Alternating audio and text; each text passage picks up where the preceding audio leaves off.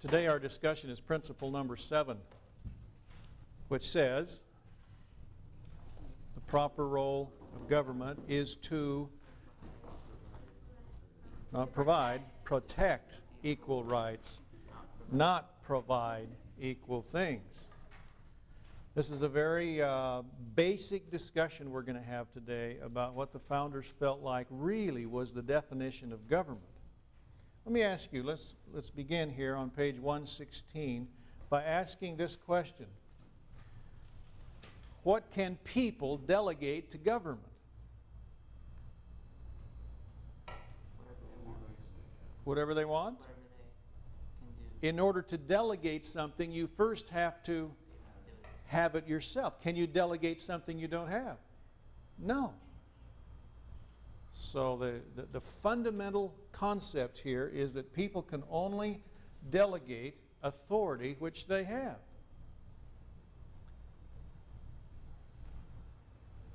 Let me ask you this question. Do I have the right to stand in my doorway of my home with a loaded weapon day and night, if I want to protect against intrusion into my property? Do I have that right? Yes, I do have that right. Do I have the right to stand on my front yard with my garden hose running full blast day and night, if I can pay the bill, just in case a spark should fall on my home so I can put it out? Do I have that right? I have that right. Do I want to do those things? No. What do I want to do? I mean, other than protect my property, what else do I want to do? Sure. Want to go to work, want to come to school, want to visit with you, want to sleep, want to be with my family. I mean, there's lots of other things I want to do rather than just, this 24 hours a day. So what do we do? And my neighbors feel the same way. So what do? We get together, pool our resources. We go down the street where a strong young man lives and say to him, how would you like to work for us? Well, yeah, doing what? Well, we could stand guard on our property day and night. But we don't want to do that. We're going to pool our resources. We'd like to hire you to do that for us. And we're going to delegate to you some of the authority which we have.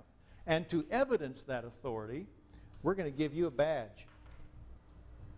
And to enforce it, if you need to, because we could, we're going to give you a gun. And we're going to buy you a car, and we're going to put bubbles on the top, and you just drive around and just kind of watch. Will you do that? He says, yeah, I think I can do that. We go down here the other side. Nice, strong young man. Talk to Sam. We say, Sam, how would you like to work for us? Doing what? Well, each of us could stand out on our front yard with our garden hose running just in case a spark should fall on our home to put it out, but we don't want to do that. When we're pooling our resources, we'd like to hire you. And we're going to buy you a big truck. We're going to get a big tank to put on. We're going to paint it red. And we're going to buy you some big boots and a big coat and a big hat, all the trimmings. And we're going to have this long hose that hooks onto the tank. And we're going to get you a telephone. And when we call, please hurry. And make sure that tank is always full of water ready to go. Because if we call you, our house is on fire. Yeah, I think I can do that. All right. I ask you, young people, what have we just created here? Okay, we call it a what? A police department and a fire department. What is it really? I want one word.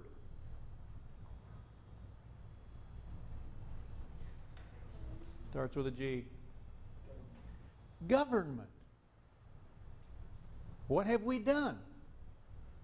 We have delegated to somebody else, to our representative, power that we have ourselves, but for efficiency's sake.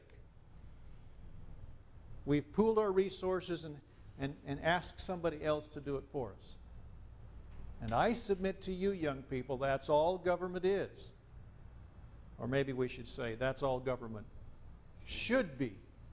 The delegation of authority from individuals to do for us what we could do for ourselves in protecting our rights. But we choose to delegate it. What do you think? That's a pretty good definition of government, isn't it? So we call it a police and fire department. But what if government does things beyond what we delegate them to do? Does that ever happen? Oh, yes. If government does something